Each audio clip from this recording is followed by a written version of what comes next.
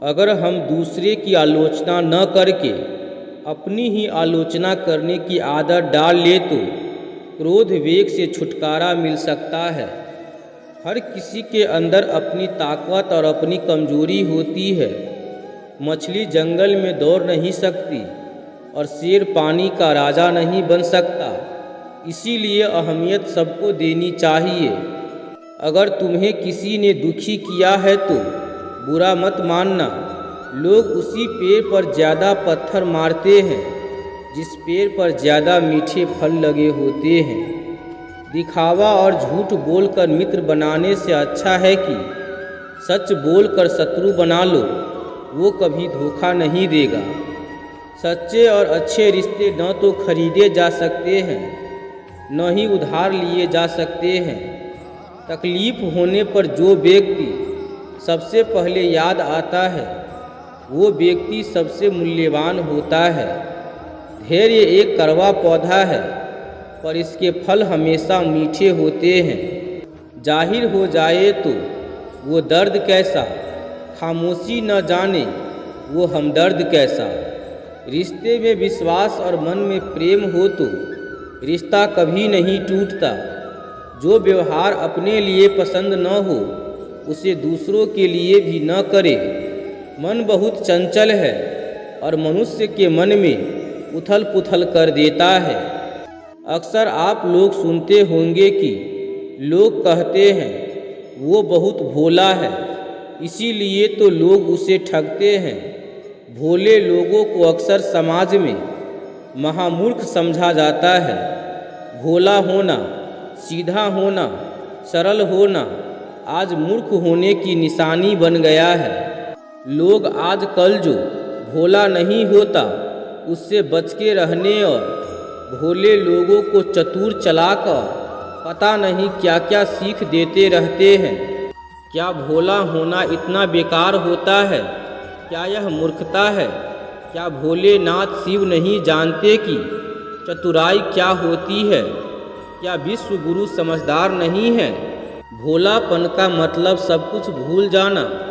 जो भूलेगा वही भोला होगा और भूलने के लिए मन का निर्मल और सरल होना जरूरी है। जो सरल नहीं होगा वह भोला नहीं हो सकता। जिसके मन में लोभ लाभ का ध्यान चलता रहेगा वह भोला नहीं हो सकता। भोला केवल वही हो सकता है जो मन का भी भोला रहे और सम्मान का भी भोला रहे। यानी समाज में उसे मान मिले या सम्मान, वो उसे भुला के अपना कर्म करता रहे। भोला व्यक्ति यह बताता है कि बिना हिसाब किताब के भी जीवन जिया जा सकता है। जिसका मतलब ये नहीं है कि भोला व्यक्ति मूर्ख है।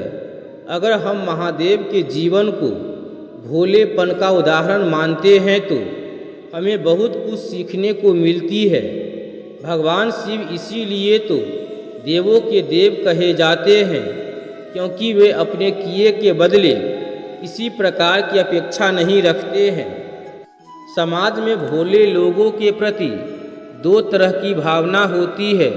एक वो लोग होते हैं जो भोले लोगों का लाभ उठाते हैं और दूसरे वो लोग होते हैं जो भोले लोगों की मदद करते हैं। एक शहर में दो दोस्त रहते थे।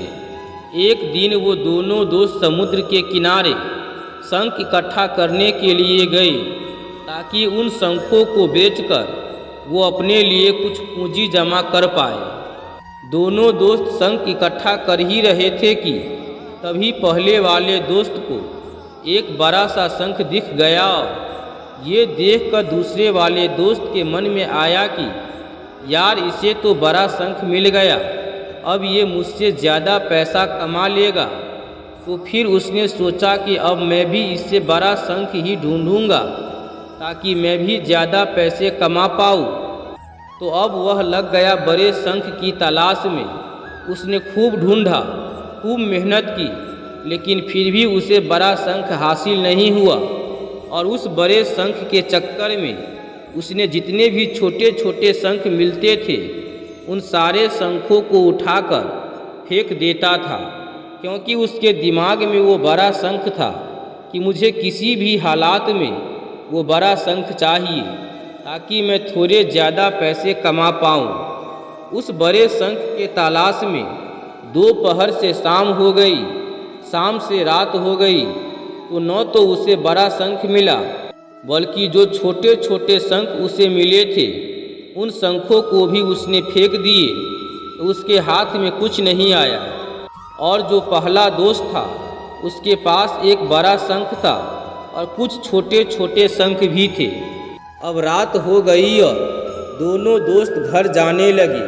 तो घर जाते वक्त पहला वाला जो दोस्त था उसने अपने शंख बेच दिए, तो उसके पास में जो बड़ा शंख था उसके उसे 1000 रुपये मिले, और जो उसके पास में छोटे छोटे शंख थे उसके बदले उसे 3000 रुपये मिले।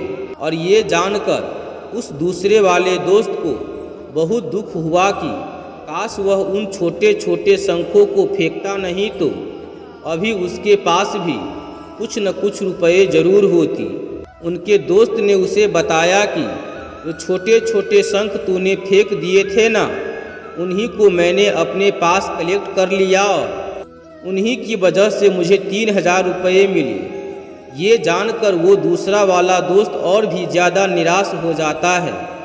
इस कहानी को बताने का मेरा मकसद बिल्कुल साफ है कि हम कुछ बड़ी बड़ी चीज़ें करने के चक्कर में हम कई सारे छोटे छोटे मौके को हाथ से गंवा देते हैं, और हम अपनी डे टू डे लाइफ में भी कई सारी छोटी छोटी चीज़ों को इग्नोर कर देते हैं। लेकिन ये बात आपको जान लेनी चाहिए कि ये छोटी छोटी चीज़ें आगे जाकर बहुत विशाल रूप धारण कर लेती है। हर छोटी चीज़ पर ध्यान लगाओ, उसे इग्नोर मत करो, आगे जाकर आपको इसकी अहमियत का पता चलेगा।